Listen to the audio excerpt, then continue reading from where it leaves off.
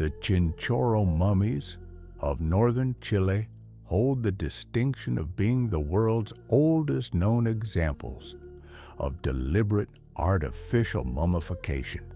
Long before the Egyptians perfected their embalming techniques, the Chinchorro people were preserving their dead with remarkable care and complexity.